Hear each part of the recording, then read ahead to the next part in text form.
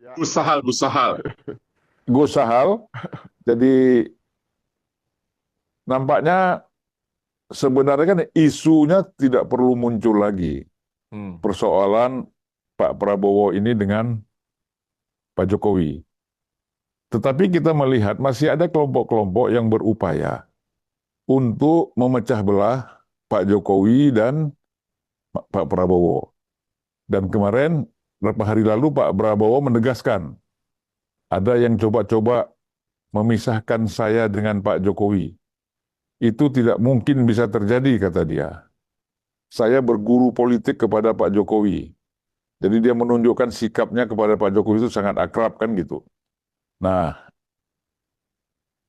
tapi kelompok-kelompok yang ingin memecah belah ini tidak mundur. Masih tetap juga ada. Nah, bagaimana Mas Sahal melihat ini? kalau saya sih makasih Bang Zulfan atas Ya. undangannya di Unpacking Rasa Cokro TV.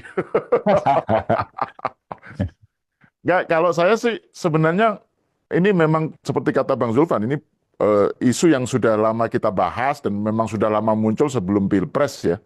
Dan Hmm. penegasan Pak Prabowo itu kan kesekian kali statement yang kesekian kali diungkapkan oleh beliau tentang kedekatan hubungannya dengan Prabowo dengan Pak Jokowi dan Ya, bahkan upaya memisahkan itu Pak Prabowo nyebutnya sebagai divide et impera gitu loh ya, ya. dianggap lucu-lucuan gitu. Bahkan lebih Tapi tegas dengan ini Mas Sahal, saya tambahkan, kita ini sudah terlalu lama pihak-pihak asing ini ingin memecah belah kita, memecah hmm, belah umat. Kan itu kata Pak Prabowo. betul, Jadi dan itu tegas itu. pernyataan yang dia tegaskan di di acara Muslimat ya Bang Zulfan ya. Ya, Musliman NU. Betul, jadi itu menarik. Jadi ada upaya divide et impera. Jadi Pak Prabowo Hmm. sudah menyadari itu gitu, eksplisit menegaskan divide et impera dan itu adalah agenda yang apa asing lah ininya ya, asing akan Hmm. diuntungkan kalau itu terjadi. Hmm. Nah, yang menarik itu pernyataan Pak Jokowi di acara Mata Najwa kemarin, Bang Zulfan, Hmm. ketika ditanya oleh Najwa Shihab mengenai gerakan Adili Jokowi. Pak Jokowi itu kayaknya pertama kali menegaskan sikapnya ya bahwa itu ya itu dalam demokrasi biasa lah gitu ya orang menyatakan Hmm. sikap tapi itu menurut dia adalah ekspresi kalah pilpres gitu loh. Jadi memang Oh, ini larinya ke soal residu pilpres yang memang sudah kita bicarakan juga gitu ya. Tapi hmm. ini menariknya yang tanggapan terhadap soal itu Bang Zulfan. Jadi Iya. misalnya Andi Budiman dari Partai Solidaritas Indonesia PSI menyatakan bahwa upaya untuk memisahkan, menceraikan Jokowi dengan Prabowo itu sebenarnya sesuatu yang sia-sia gitu. Bang Mas Hmm. Mas Jeffrey juga berkali-kali menyebutkan itu utopia lah gitu ya. Itu Hmm. mimpi siang bolong lah gitu. Hmm. Nah, malah mereka berdua ini menurut Andi Budiman, Bro Andi itu mereka sebenarnya malah makin kental begitu diupayakan untuk dipisahkan malah makin menyatu. Nah, yang Iya. menarik Hmm. eh, itu responnya Deddy Sitorus Ya. dari PDIP. Salah satu ini pernyataannya menyatakan bahwa ya mereka keduanya harus dipisahkan gitu. Hmm. Jadi memang memang ada intention dari pihak PDIP untuk memisahkan keduanya gitu. Dan ini sejalan dengan pernyataan Pak Jokowi tadi bahwa upaya untuk menyerang Jokowi secara terus-menerus ya, salah satunya melalui gerakan Adili Jokowi itu Hmm. hubungannya dengan kalah pilpres gitu. Ya, ya. Jadi ini saling saling berkaitan gitu. Jadi seakan-akan pernyataan Pak Prabowo sebelumnya di Muslimat NU itu ditanggapi oleh Pak Jokowi yang sebenarnya memperkuat bahwa ini adalah sesuatu yang kaitannya dengan hasil kekalahan Pilpres kemarin dan kita tahu siapa gitu loh. Menurut saya sih itu Ya, Bang jadi Zulfan. ya jadi begini kalau kita lihat pengalaman ya, perjalanan PDIP misalnya setiap selesai 2 periode itu bermusuhan dengan Pak Jokowi, Pak SBY kan gitu. Hmm, Kemudian Pak Jokowi 2 periode bermusuhan lagi. Memang sudah biasa sebenarnya bukan membangun persahabatan, membangun permusuhan. hmm, hmm, Oleh hmm. karena itu mereka ya bagi mereka harus memperjuangkan bagaimana Pak Prabowo ini membangun permusuhan dengan Pak Jokowi, Ya. gitu loh. Nah, jadi itu sudah menjadi karakter juga ini. Bahasan kita minggu lalu seperti Sintayong itu ya. Hmm. Ini masalah karakter juga ini. Nah, karakter memecah belah, karakter memang bermusuhan, ini pasti bukan bukan baru, tetapi pokoknya yang berbeda, yang tidak sepakat, yang tidak bisa diatur, itu lawan. Nah, ini bahaya sekali. Mas JG bagaimana, Mas JG? Bro Lim?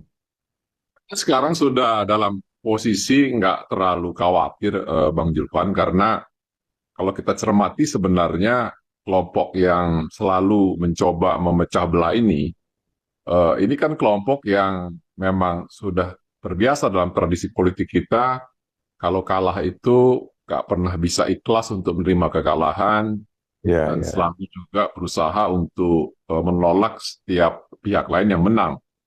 Hmm. Kebenaran,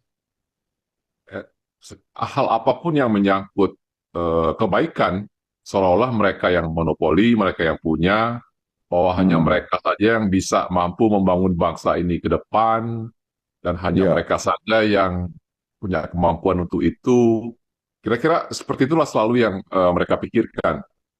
Hmm. Eh, yang lalu mungkin saya khawatir eh, cara-cara seperti ini akan kemudian bisa memprovokasi antara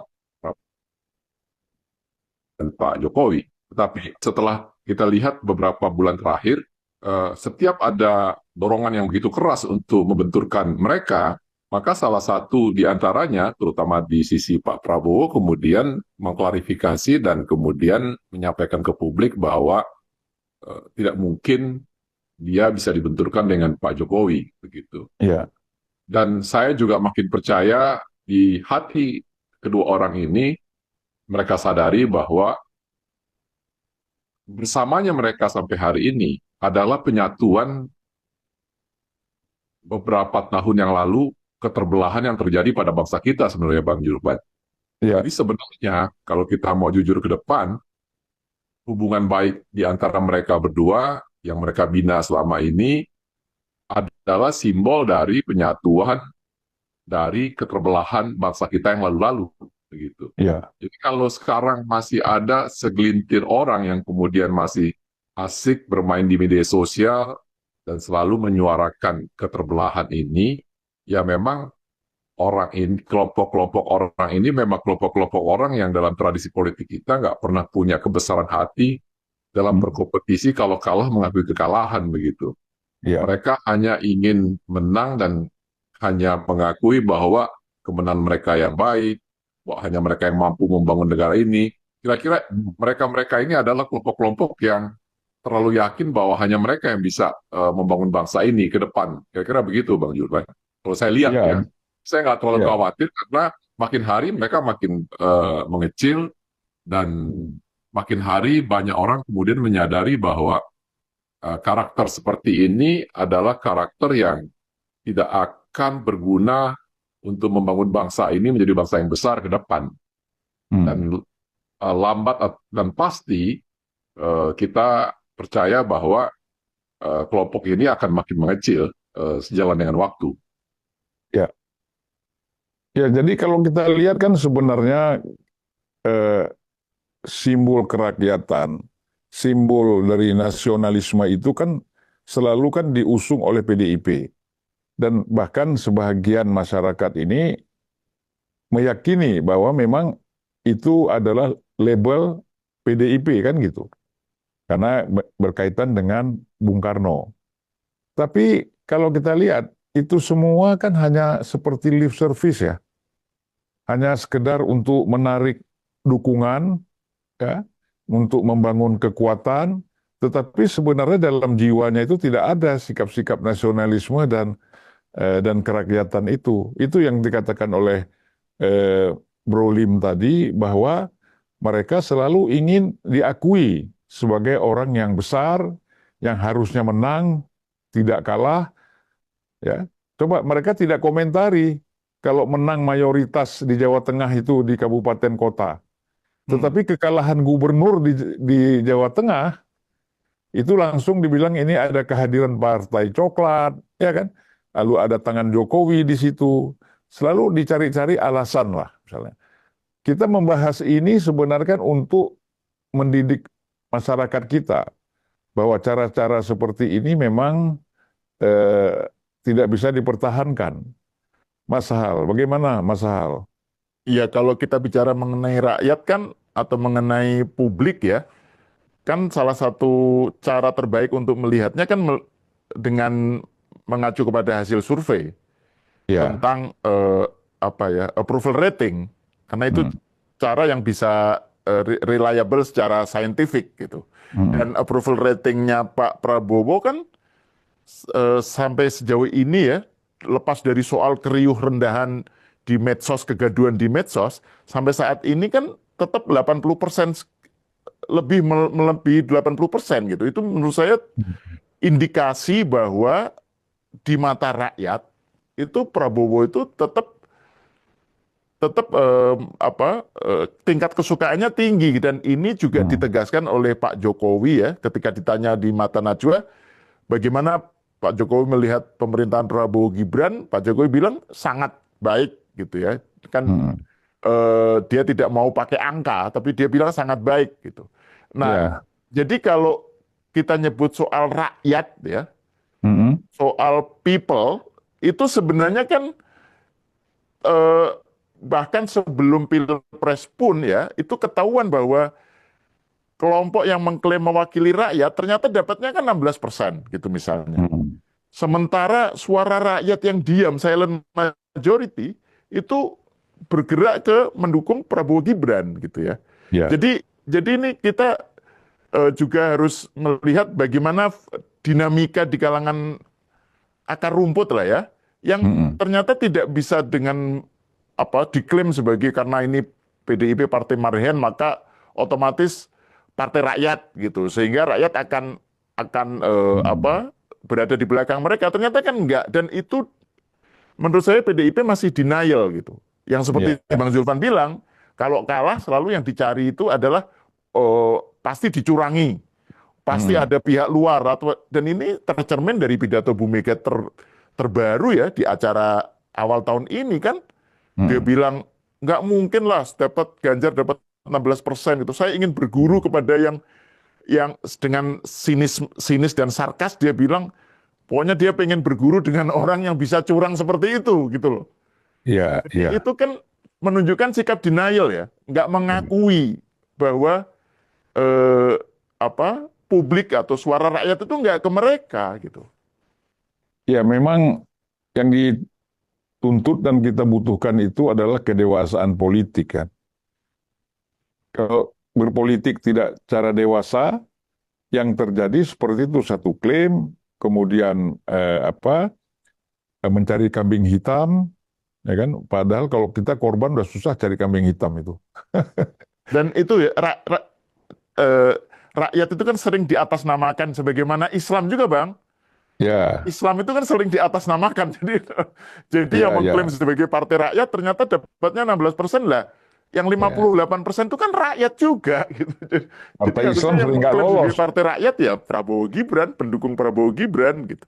Ya, ya. Jadi kalau kita bicara partai Islam kan menggunakan nama Islam, umat Islam, tapi partainya berguguran terus ya. Tiap pemilu berguguran terus, tidak bisa tidak menang. Untung Partai Amanat Nasional itu dipoles-poles, tidak menjadi partai Islam. Karena di dalam Partai Amanat Nasional itu ada yang non-Muslim Hmm. caleg-calegnya. Ya, kalau yang ketat betul dengan Islam ya udah, itu susah berkembang. Gitu. Nah, Mas Jiki bagaimana kalau kita lihat dari sudut pandang kedewasaan politik, kapan bangsa kita ini terbangun dengan kedewasaan politik, Mas Jiki? Ya sebenarnya eh, seperti saya bilang awal tadi, saya nggak terlalu khawatir karena sebenarnya ketidakdewasaan itu segelintir saja sebenarnya tinggal sekarang Bang Julvan. Artinya Hmm, kita tahu lah hanya di satu kelompok tertentu saja yang selalu meratap dan selalu nyinyir atas semua hal yang terjadi di ya. bangsa kita sekarang. Hanya Hmm, sekelompok grup saja yang kemudian selalu mengatakan pemilu nggak adil, pemilu nggak benar, dan lain-lain. Tapi di Iya. saat yang sama mereka menikmati Hmm. setiap kemenangan di setiap daerah yang mereka menang begitu, tanpa bilang di Mm-mm. situ ada problem atau ada apapun. Jadi sudahlah, Mm-mm. menurut saya nggak mau terlalu spesifik bicara tentang mereka karena menghabiskan energi kita saja, dan Iya. lagi pula memang jangan-jangan eh, untuk mendapatkan contoh yang bagus kita perlu juga contoh yang buruk, Bang Julvan. Jadi kalau kita mau Iya. mengajarkan kepada anak-anak kita ke depan bagaimana menjadi seseorang yang negarawan, menjadi seseorang yang punya kepribadian yang baik, menjadi Mm. seseorang yang punya mental sebagai seseorang yang hidup di negara demokrasi, harus Mm-mm. belajar menerima kekalahan dengan lapang hati dan lain-lain, ya Iya. barangkali kita perlu contoh-contoh soal untuk mengajarkan Mm. itu. Dan saya rasa ya itu barangkali bisa jadi contoh-contoh soal Iya. buat anak-anak kita ke depan, generasi kita ke depan, bahwa ketika kita menerima demokrasi sebagai pilihan kita bernegara, ya kita Mm. harus mulai dengan pelajaran yang paling dasar, yaitu Iya. berani secara dewasa menerima kekalahan, Iya. berani memberikan selamat kepada pemenang. Mm-mm. Nah, sikap-sikap dan gaya seperti ini yang hari ke hari di masa yang akan datang kita perlu dapat contoh dari pemimpin kita, gitu, Bang Iban. Mm-mm. Ya, dan sebenarnya Pak Prabowo tuh memberikan contoh yang sangat bagus ya, dengan mengatakan bahwa Pak Jokowi itu adalah guru politik saya. Itu kan satu hal yang Biasa itu. positif. Kan dia bilang kita jangan, udahlah, jangan jangan berbohong, jangan apa ya, jangan menipu lah. Memang Pak Jokowi itu adalah guru politik saya. Kan artinya ini satu kejujuran kan, Hmm. apa yang disampaikan oleh Pak Prabowo di satu forum ya. Saya kira, nah ini mungkin yang membuat mereka semakin sakit hati. Kita mau pisahkan Prabowo, Prabowo bilang dia muridnya Jokowi kan gitu. Nah, makin mereka terpojok sebenarnya. Tapi tentu yang namanya usahe kan kata orang Betawi, yang namanya usahe ya terus dilakukan kan gitu. Dengan berbagai cara, dengan berbagai jalan. Nah, eh, kan kita lihat Pak Prabowo ini akhir-akhir ini kan tegas sekali bahwa soal birokrasi kalau nggak bisa kerja minggir, bahkan anggota kabinet yang tidak bisa kerja sama minggir, TNI Polri juga harus mengutamakan kepentingan rakyat karena gaji kalian dari uang rakyat. Banyak sekali saya kira ya yang dilakukan oleh Pak Prabowo ini dengan statement. Ini kan sebenarnya begini ya, saya melihat eh, bukan ada perbedaan dalam konteks ini antara Pak Jokowi dengan Pak Prabowo. Tapi momennya Pak Jokowi memang harus melakukan itu. Hmm.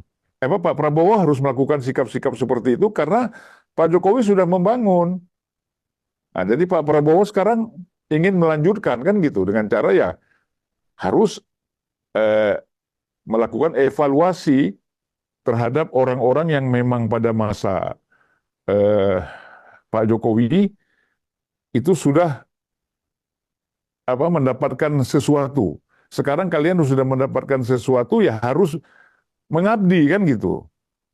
Gitu, Mas Sahal. Mas Ya, Sahal gimana lihat gerakan pidato-pidatonya Pak Prabowo ini? ya saya setuju Bang. Tapi memang problemnya itu kan, apalagi di era medsos ya, itu kan soal pelintiran bagaimana sebuah narasi itu dipelintir sedemikian rupa, kemudian yang muncul di publik adalah narasi yang seakan-akan itu sebuah kebenaran, padahal itu ternyata adalah pelintiran gitu. Misalnya ya, Hmm. soal Hmm. IKN. Ini kan setelah ada pernyataan bahwa anggarannya sementara ini diblokir ya oleh Hmm. Menteri PU, kan kemudian kesannya itu pokoknya IKN ini adalah mangkrak dan Prabowo Hmm. tidak akan melanjutkan. Kemudian, Iya. nah yang menarik di medsos itu yang menurut saya agak sampai segitunya gitu ya, itu adalah Hmm. upaya kayak witch hunt gitu kalau dalam tradisi Amerika dulu. Jadi mencari orang-orang yang influencer atau public figure yang dulu mendukung IKN, didata, kemudian Ya. disuruh minta maaf. Mm-mm. Jadi dituntut untuk minta maaf, dan kalau sudah menyatakan minta maaf, jadi ada misalnya dari kalangan artis atau apa, itu tetap diserang gitu. Jadi kayak, oh maaf kami dulu dukung IKN apa gitu. Jadi ada upaya untuk membuat supaya narasinya itu adalah bahwa IKN itu adalah beban dari Jokowi kepada Prabowo, sehingga Prabowo perlu melakukan pemangkasan gitu, pemblokiran gitu. Nah ini kan nggak sesuai dengan kenyataan, karena kan Pak Prabowo sendiri menyatakan komitmen untuk melanjutkan IKN, dan ini sebuah program yang jangka panjang gitu kan. Pak Jokowi sendiri juga menyatakan di Mata Najwa bilang bahwa ini ibu kota politik, pemindahan ibu kota politik itu nggak bisa sekali jadi gitu loh. Jadi ada prioritas-prioritas soal anggaran itu sesuatu yang memang ya itu bagian dari dinamika politik budgeting gitu. Tapi bukan berarti itu dihentikan atau dibikin mangkrak gitu. Nah, ini kan sebenarnya kalau kembali ke soal tadi Bang ya, soal ada upaya yang pengen memecah Jokowi dengan Prabowo, memisahkan. Ini kan upaya untuk lagi-lagi menyerang Jokowi, tapi klaimnya itu adalah untuk menyelamatkan Prabowo. Itu yang dilakukan oleh misalnya Rocky Gerung atau para penyerang Jokowi kan selalu begitu. Jokowi ini jadi beban buat Prabowo, IKN, ada Gibran, macam-macam. Nah, Prabowo itu untuk bisa menyelamatkan diri dan menjadi presiden terbaik, itu harus melepaskan beban itu gitu. Jadi memang ini menurut saya bagian dari upaya pelintiran itu, ujungnya itu ya tetap Jokowi diserang, tapi klaimnya itu demi menyelamatkan Prabowo gitu. Sementara Prabowo sendiri bilang, "Lah kami nggak bisa dipisahkan, ini keberlanjutan gitu." Itu menurut saya itu yang kita lihat sekarang ini, Bang. Ya, kita sebenarnya nggak boleh marah ya. Kita ini istighfar ya, astagfirullah. Masih ada orang yang bangun pagi sampai mau tidur lagi mikirin memecah belah Pak Jokowi dengan Prabowo kan gitu. Kita istighfar, kasihan sama orang-orang ini sebenarnya kan. Nah, Bro Lim, saya pikir kan Bro Lim belum pernah bisa memberikan komentar atau pendapat tentang masalah IKN. Ya. Kalau pandangan Bro Lim bahwa kebutuhan kita memindahkan ibu kota dan kita membangun, Pak Jokowi ini membangun IKN, ini pandangan Bro Lim seperti apa? Ya, kalau saya justru lihat apa yang sudah dilakukan dan dikerjakan sampai hari ini tentang IKN, kan sesuai lah dengan kesepakatan kita bersama. Suka nggak suka itu kan merupakan, jangan lupa loh, itu keputusan 90% lebih parlemen kok untuk persetujuan menjadikan Ibu kota. kota baru itu. Artinya kan ini bukan keputusan sepihak, pikiran awal dari Bung Karno, kemudian nggak pernah dikerjakan sampai kita ingat di akhir-akhir pemerintahan Pak Harto dulu, tempat kita dengar kota akan pindah ke Jonggol kan. Gitu. Itu pun akhirnya nggak sampai ditunaikan lah. Karena kita tahu kemudian sejarah membuat Pak Harto harus mundur. Dan sekarang setelah Orde Reformasi ini, kemudian Pak Jokowi sebagai seorang presiden yang terpilih, istilahnya mengeksekusinya menjadi kenyataan sekarang.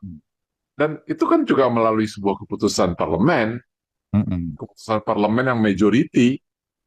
Kalau tidak salah hanya satu partai yang tidak menyetujui itu, dan itu nggak lebih dari 7% suara saja gitu. Kalau nggak salah PKS ya. Kalau kita lihat seperti itu kan harusnya ini keputusan mayoritas rakyat Indonesia yang direpresentasikan kepada partai politik yang ada di parlemen. Nah, kalau sekarang merasa tetap juga nggak setuju atas ini, jadi lucu kita. Apalagi yang paling kencang nggak setuju ini kan bukan PKS gitu. Justru partai yang menjadi bagian dari yang menyetujui adanya IKN ini, gitu kan. Hmm. Agak unik kalau kita mau bolak-balik ke sana. Nah, lagi-lagi kembali kepada eh, mentalitas dan karakter berbangsa yang harus kita miliki, kebesaran hati tadi, kedewasaan tadi. Hmm. Dan kalau kita juga objektif, kita bicara lagi, balik lagi tentang IKN, di mana salahnya IKN itu, dan di mana Hmm. keraguan untuk bahwa IKN itu kemudian akan terbengkalai. Hmm. Orang banyak lupa dan mungkin juga kurang teliti melihat bahwa IKN kita ini berada di antara dua kota yang lumayan ada penduduknya, yaitu Hmm. Samarinda dan Balikpapan. Iya. Jangan dibandingkan IKN kita ini misalnya dengan Canberra yang Iya. jarak tempuh dari Sydney lebih kurang hampir 5-6 jam lewat jalan darat, dari Hmm. Melbourne bisa 4 sampai 5 jam, kan jauh Hmm. sekali. Itu dengan Hmm. tanda kutip jalan yang sudah seperti jalan tol yang kita miliki sebenarnya. Jarak Iya. tempuhnya masih sejauh itu.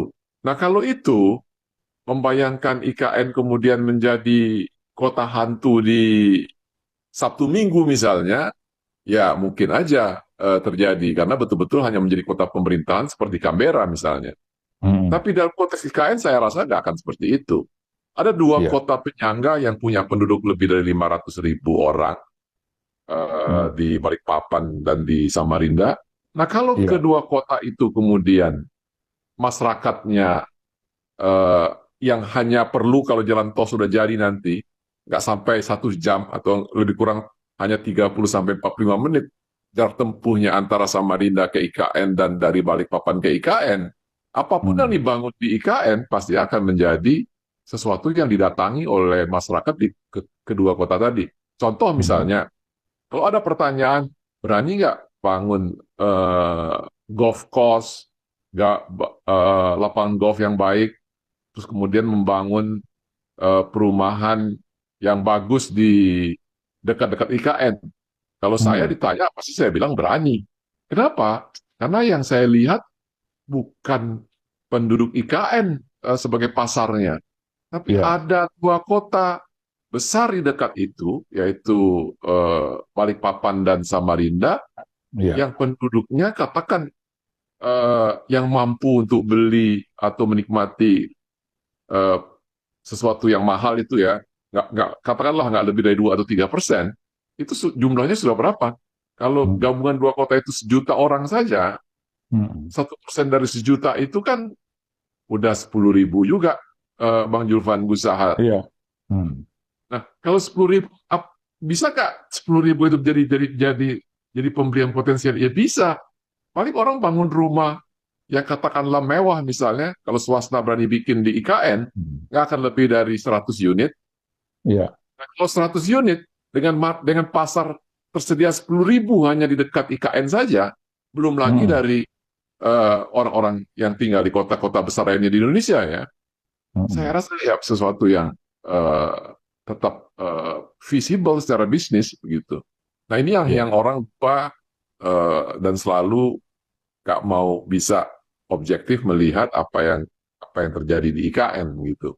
Dan kalau Iya. kita lihat wawancara terakhir ya antara Pak Basuki sebagai ketua OIKN, kalau nggak salah dengan di salah satu stasiun TV, itu Pak Hmm. Basuki optimis sekali eh, mengatakan bahwa 2028 semua fasilitas yang menjadi core ya bagi ibu kota politik. Syarat ibu kota politik itu kan di situ ada Hmm. parlemen, ada rumah untuk anggota parlemen, di situ ada eh, pemerintah eksekutif dan presiden dengan menterinya, dan istana presiden dan perubahan para menterinya.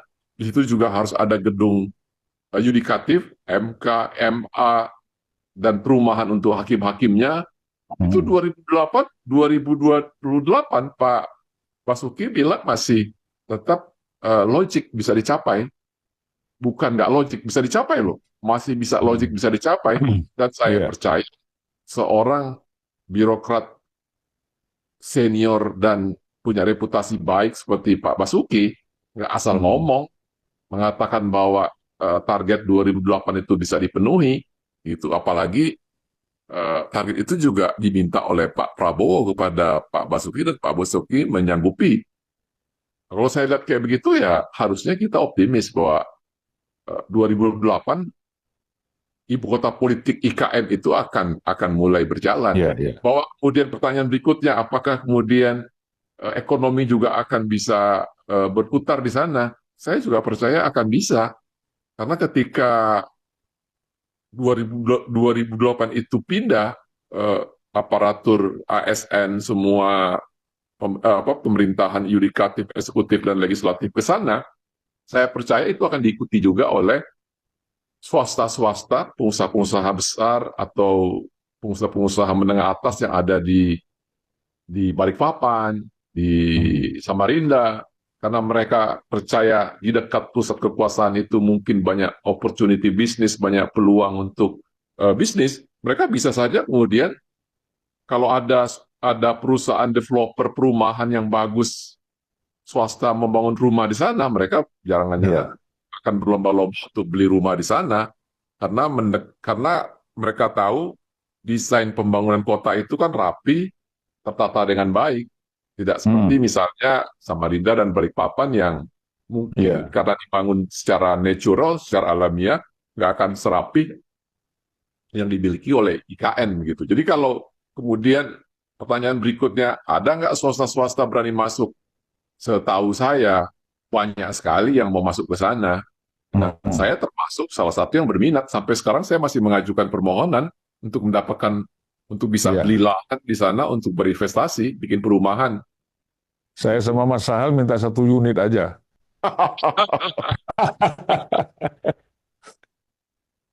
Oke, Bro Lim. Karena itu lagi. Terus silakan. Ya, menurut saya seperti itu, Bang. Jadi Ya, OIKN itu menjanjikan sekali, kalau menurut saya gitu. Dan kalau nggak percaya, ya tanya sama Pak Masuki. Dan kalau nggak percaya juga harus datang dan terbang ke sana. Ini kan celakanya banyak orang yang berkomentar, mereka nggak pernah ke sana.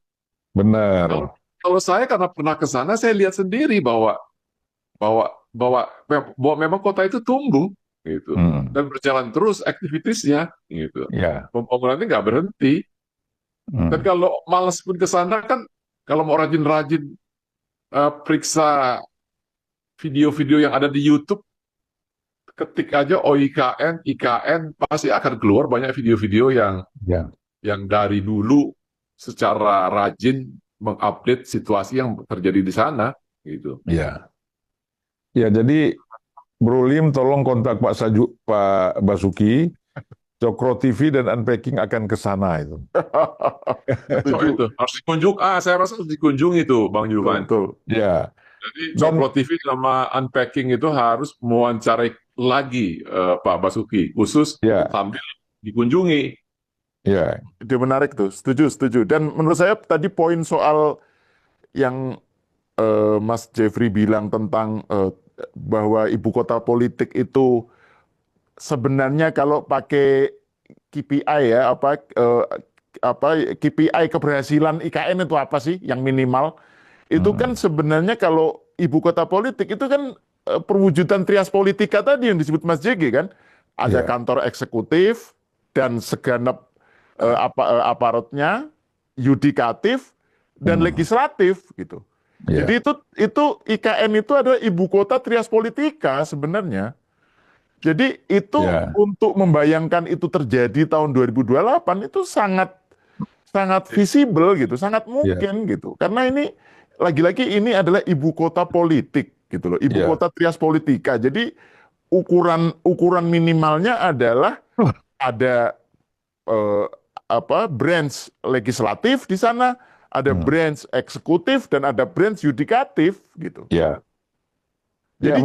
Jadi bukan dalam arti ibu kota dalam arti yang karena orang membayangkannya itu ibu kota itu kayak Jakarta dipindah ke sana gitu kan. Jakarta kan tetap akan menjadi magnet bisnis dan ekonomi. Saya bayangkan kayak New York dengan Washington DC gitu ya. Mas Jeffrey ya. Ya. Jadi ini sebenarnya kan begini, Bro Lim dan Gus Sal. Pertama saya melihat orang kan tidak rela bahwa IKN ini menjadi legasinya Pak Jokowi, kan gitu. Hmm. Kenapa mesti Jokowi sih yang punya legasi ini? Kan gitu, harusnya yang Ya. lain gitu. Coba Megawati yang bikin itu, nggak ada yang ribut, ya kan? Ini kenapa Jokowi gitu, legasinya dia yang dapat gitu loh membangun ini. Kemudian legasi ini berdua mereka ini. Ide dan dasarnya dari Pak Jokowi, penyelesaiannya ada di Prabowo. Jadi dua orang ini punya legasi yang sama terhadap IKN ini, kan gitu. Nah, tadi kan Bro Lim kasih contoh misalnya antara Sydney dengan apa Canberra ya. Ya. Nah, saya kira saya udah berapa kali juga ke Canberra. Itu memang di sana yang ada mahasiswa yang studi di sana jadi ANU kan. Sepi sekali memang. Sore jam 4 sudah tidak ada manusia di situ. Tapi saya mendukung pendapatnya Bro Lim tadi bahwa itu akan pasti rame. Mungkin IKN ini menjadi kunjungan wisata terbesar nanti di Indonesia ini. Ketika sudah ada perhotelan, sudah ada kereta api, ya, sudah ada transportasi. Karena kan di situ ada laut juga yang bagus, yang bisa dibangun untuk wisata laut, wisata air di sana. Bagus. Yang Pak Basuki rencananya mau bangun terowongan itu dari situ ke IKN, bangun apa? Tunnel ya. Nah, mungkin itu faktor kesekian lah karena biaya kan fokus untuk membangun fasilitas di IKN. Jadi sebenarnya kita lihat, saya pengalaman, saya 2003 itu tinggal di Cyberjaya, Bro Lim. Kan? Sebelah Cyberjaya itu kan Putrajaya. Yang tadi trias politika tadi, di situ adalah eksekutif semuanya. Cuman parlemen aja yang nggak pindah. Parlemen masih di Kuala Lumpur, tapi semua kantor pemerintahan itu pindah di Putrajaya. Pastilah dulu tuh dikritik si yang namanya Mahathir ketika membangun itu. Tapi siapa sangka sekarang orang semuanya kepingin ke Malaysia, kunjungan pertama tuh ke Putrajaya. Ingin melihat bagaimana masjidnya yang indah, ingin melihat gedung-gedung yang ditata dengan baik, dengan fasilitas yang bagus. Saya kira kunjungan wisata paling hebat sekarang itu salah satunya Putrajaya, ibu kota pusat pemerintahannya Malaysia sekarang. Nah, jadi kawan-kawan ini kalau kita bilang seperti katak dalam tempurung ya. Jadi mereka tuh nggak pernah memahami apa yang terjadi di luar dalam konteks pemindahan ibu kota ini atau pusat pemerintahan ini dengan apa yang dilakukan sekarang ini oleh Pak Jokowi dan Prabowo yang ingin melanjutkan pembangunan ini gitu loh. Nah, jadi cobalah mereka tuh jalan-jalan ya. Ya mungkin kalau ke New York sama ke ke Washington sudah sering kan. Rocky Gerung kan suka bolak-balik ke sana pasti ya diundang kan gitu. Tapi kan mungkin coba jalan-jalan ke kota-kota lain, negara-negara lain yang itu hal biasa. Afrika Selatan ada berapa ibu kota, ada pusat pemerintahan, ya. Iran aja misalnya itu 3 kali sudah pindah pusat pemerintahan dari Isfahan, ya, kemudian satu kota yang tua yang produsen wine pertama di dunia itu Shiraz, nah, kemudian sekarang pindah ke ke Teheran misalnya. Itu hal biasa. Jadi cukup aneh kalau ini dipersoalkan. Bahwa memang persoalannya ini memakan anggaran, ya udah pastilah. Kita berteriak-teriak Jakarta macet, Jakarta mau tenggelam, Jakarta mau sudah tidak layak lagi jadi ibu kota, begitu mau dipindah teriak. Ini kan aneh nih. Jadi saya yakin Bro Lim banyak sekali orang yang ingin membangun dan bekerja sama di di IKN. Saya kasih contoh satu lagi, antara Putrajaya dengan Cyberjaya. Kita ini Cyberjaya itu kan semuanya orang-orang ASN lah kalau kita bilang yang tinggal di sana. Ya, menteri, pejabat, dirjen dan ASN. Terus kalau kita yang swasta tinggal di mana? Kita tinggal di Cyberjaya. Bayangkan saya 2005 waktu saya tinggal di Cyberjaya itu hanya ada satu flat. Itu setiap saya jalan pagi saya ketemunya biawak. Karena itu kan bekas lahan sawit. Ada biawak, ada macan-macan tutul yang kecil itu. Kalau ke jalan pagi ketemu itu ular-ular kan. Tapi saya balik lagi 2010 dan seterusnya. Sekarang sudah seperti Kuala Lumpur itu. Nah, padahal dulu kan tidak ada yang mau bangun di situ. Semua swasta menolak, sehingga yang namanya Mahathir itu memberikan tanah gratis kepada showroom BMW.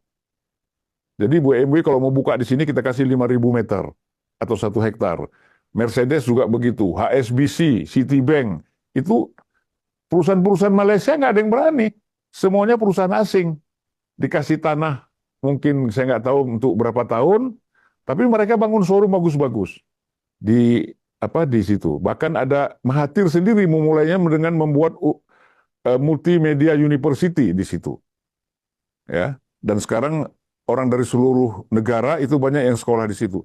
Sekarang kalau kita ke sana, saya kaget 2010, 2015 itu betul-betul kota yang sangat maju, hotel bintang 5, apartemen bagus-bagus ada di situ.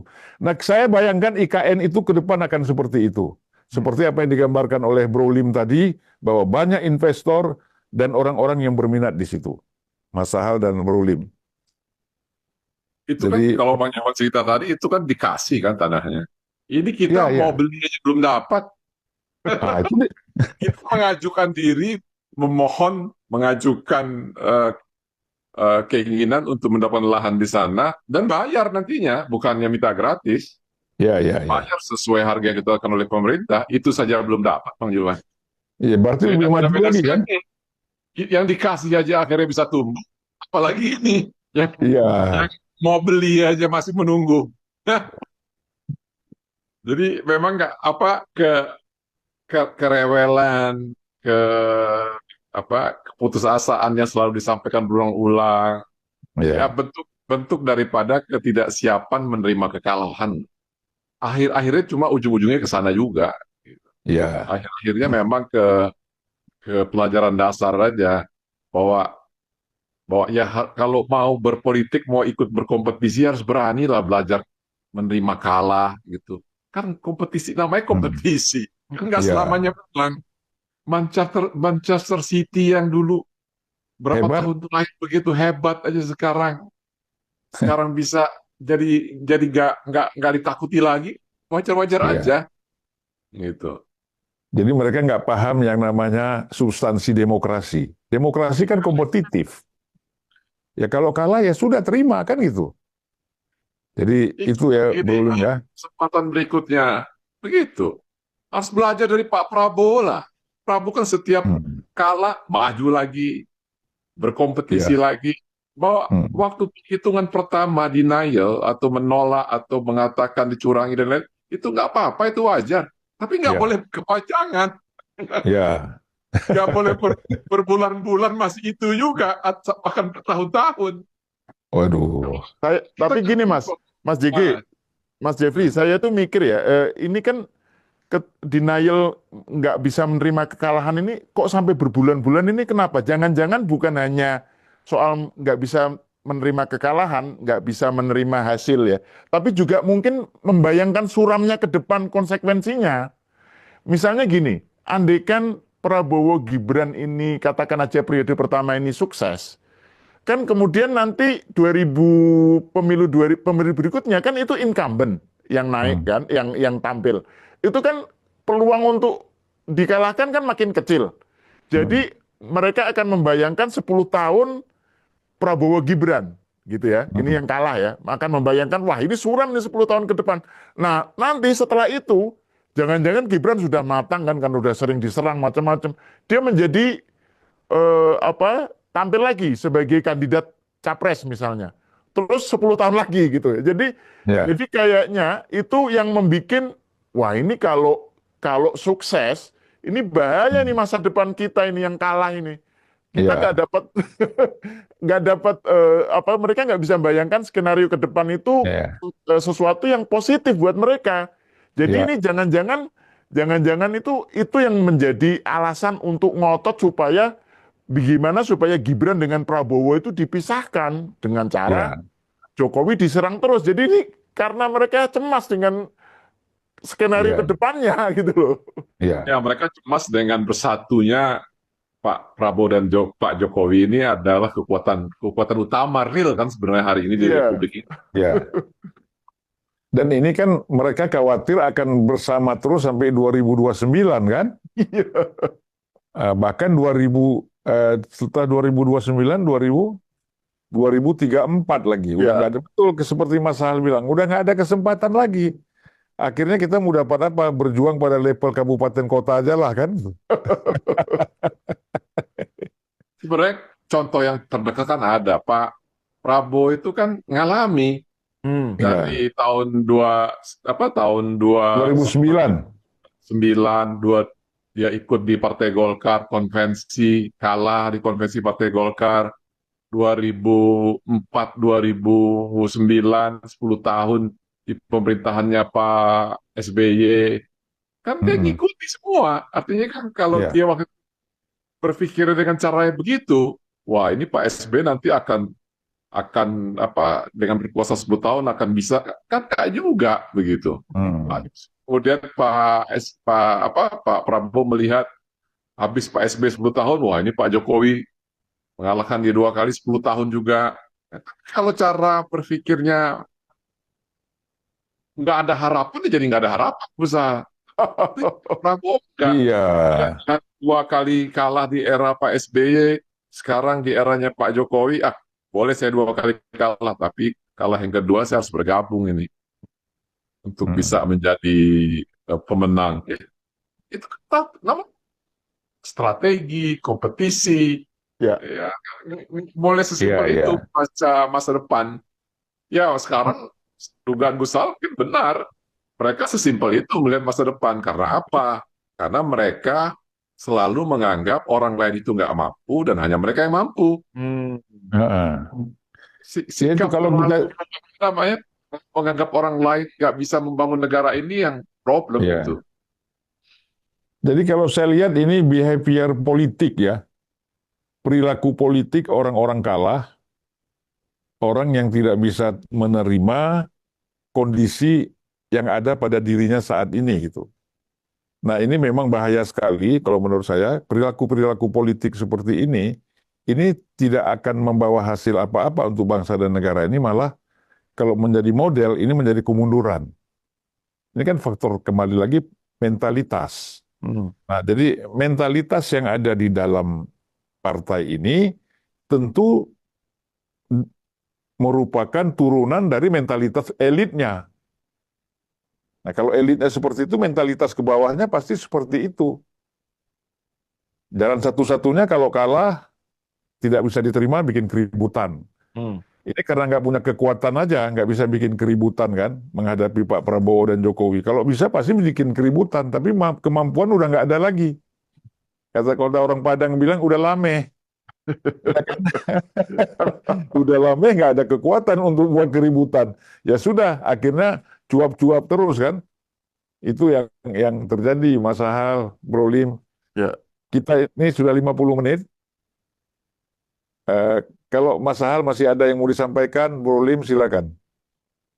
Ya saya sih sebenarnya kembali ke soal ini. Saya pengen memberi komentar tentang pernyataan Pak Prabowo ya, tentang bahwa programnya itu kadang ditorpedo atau dijegal oleh raja-raja kecil.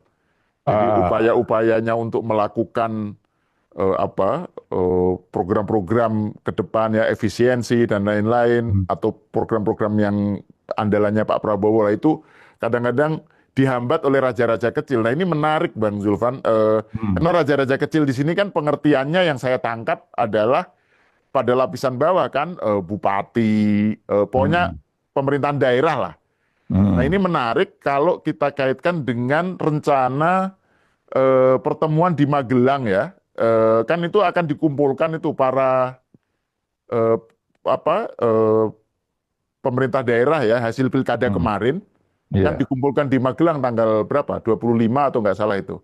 Nah itu menarik karena kan ini kayak upaya supaya tidak ada lagi raja-raja kecil gitu ya, yang mensubversi atau mentorpedo kebijakan-kebijakan Pak Prabowo dan kemudian dia mengambil upeti atau apa gitu. Nah dengan cara gimana supaya raja-raja kecil itu tidak lagi dia menjadi hambatan gitu loh. Supaya para pemerintah daerah ini tidak lagi menjadi raja kecil gitu. Ya, Jadi menurut saya ini agenda ke depan yang menurut saya menarik, bagaimana pemerintah pusat itu bisa mensinkronkan pemerintah daerah supaya tadi itu narasi keberlanjutan, agenda keberlanjutan itu bisa sinkron antara pusat dengan daerah gitu. Nah, ini sesuatu yang menurut saya perlu kita lihat gitu loh, seberapa jauh ini akan berhasil membuat supaya raja-raja kecil itu tidak ada lagi gitu. ya apa Brulim raja-raja kecil ini? Jangan itu Bang, bisa 2 jam kita podcast itu. Itu harus disapu ke podcast berikutnya. Iya, Ya. iya, menarik, menarik. Ya, jadi semoga aja Pak Prabowo itu ya melakukan pendidikan mental dan fisik di apa di Magelang ya, Hmm. itu sukses. Karena saya lihat begini, saya kadang-kadang pesimis melihatnya. Mengapa? Mereka ini kan semua sudah pergi haji ini. Bupati, mantan bupati, ya kan, menteri, semuanya kan udah pergi haji. Kalau kita pergi haji, maka kita menggunakan pakaian ihram yang sama. Tidak ada perbedaan. Bahkan kita tidak boleh melihat, kadang-kadang ada satu hukum, kamu jangan sering melihat kaca terus memuji dirimu sendiri. Makanya menghindari melihat kaca, berkaca segala macam, pakai minyak wangi apa semua. Kamu betul-betul jadi orang rakyat biasa kan gitu. Hmm. Nah, tapi itu sudah sebulan di sana, sudah di Arafah, sudah di Madinah, lempar jumroh, lempar apa kan, gitu. Bahkan ada yang lempar batu kena dirinya sendiri. Karena kata setan, kok sesama setan kok ngelempar-ngelempar ini.